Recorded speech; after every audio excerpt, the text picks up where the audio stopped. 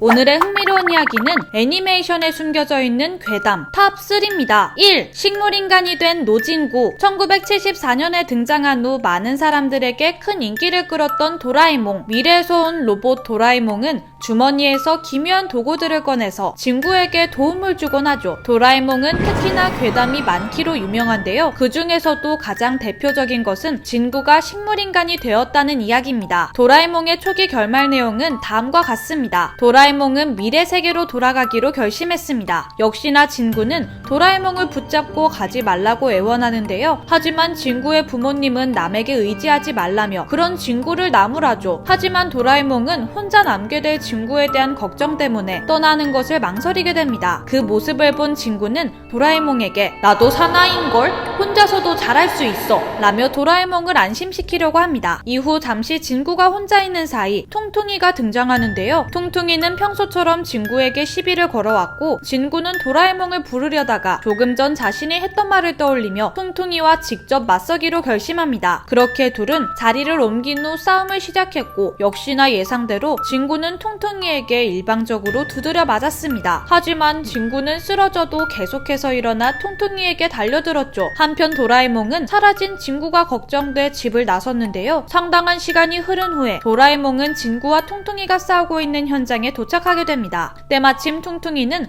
좀비처럼 계속해서 달려드는 진구에게 진료하며 자신이 졌다고 말한 후 도망쳤습니다. 도라에몽은 만신창이가 된 채로 홀로 바닥에 쓰러져 있는 진구에게 달려갔습니다. 도라에몽을 발견한 진구가 말했습니다. 봤지 도라에몽? 이겼단 말이야. 나 혼자서 이제 안심하고 떠날 수 있겠지? 그 말을 들은 도라에몽은 진구를 부축하며 집에 가는 내내 울음을 참지 못했죠. 집에서 잠이 든 진구를 보며 밤새도록 눈물을 흘리던 도라에몽은 그날 밤 미래로 떠났습니다. 도라에몽의 이야기가 이렇게 마무리되자 독자들의 엄청난 항의가 밀려들었다고 하는데요. 일이 점점 커지자 작가는 자신의 뜻을 접고 돌아온 도라에몽이라는 제목으로 다시 연재를 시작했다고 합니다. 하지만 들리는 이야기에 의하면 이때부터 진구는 퉁퉁이와의 싸움의 후유증으로 식물인간이 되었고 이후 나오는 에피소드는 모두 진구의 상상 속 이야기라고 하는데요. 이 주장을 하는 사람은 그 근거로 마지막 에피소드에서 성숙한 모습을 보여주던 진구가 다시 예전의 철없는 모습으로 돌아간다는 점을 꼽았습니다. 진구는 실제로 마지막 장면에서 도라에몽, 네가 떠나고 나니 방이 휑하니 비고 말았어. 하지만 곧 익숙해질 거야. 그러니 걱정 마 도라에몽 라는 대사를 하며 그간의 행적과는 다른 모습을 보여주었지만 다음 에피소드부터는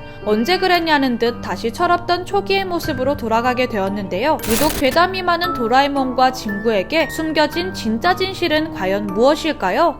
2. 전쟁 후유증을 겪는 패트와 매트. 패트와 매트는 퍼핏 애니메이션으로 인형을 조금씩 움직이면서 한 장면씩 촬영하여 마치 인형이 움직이는 것처럼 표현하는 애니메이션입니다. 베레모의 노란 옷을 입은 캐릭터가 패트, 털모자를 쓰고 빨간 옷을 입은 캐릭터가 매트입니다. 종종 문제를 일으키지만 미워할 수 없는 매력을 가지고 있죠. 그런데 패트와 매트에게도 섬뜩한 이야기가 숨겨져 있다고 하는데요. 괴담에 따르면 둘은 전쟁에 참전했던 군인이고 전쟁 이후 트라우마를 겪게 되었다고 합니다. 참혹한 전시 상황과 눈앞에서 반복되는 죽음을 경험한 패트와 매트는 예전처럼 평범한 생활을 지속할 수 없었습니다. 너무나 큰 충격으로 제대로 말도 못했다고 하며 타인을 극도로 경계하며 서로에게만 의지하게 되었다고 합니다. 하지만 불행은 여기서 끝이 아니었습니다. 전쟁에서 돌아온 지 얼마 되지 않아 백혈병에 걸리게 된 것이죠. 병이 악화될수록 머리카락이 점점 빠지면서 결국 지금과 같은 모습이 되었다고 합니다. 애니메이션에서 패트와 매트가 과격한 행동을 하는 이유가 이런 극단의 상황을 수차례 겪으면서 생긴 후유증과 스트레스 때문이라고 하네요. 3. 심리장애를 갖고 있는 찰리 브라운. 1950년 발표된 피너츠로 많은 사람들에게 사랑을 받은 소년 찰리 브라운과 강아지 스누피. 그런데 작중 등장하는 캐릭터들이 심리장애를 가진 원작자 찰스 슐츠의 주변인들을 모티브로 삼았다는 이야기가 있습니다. 찰리는 항상 자신감이 없으며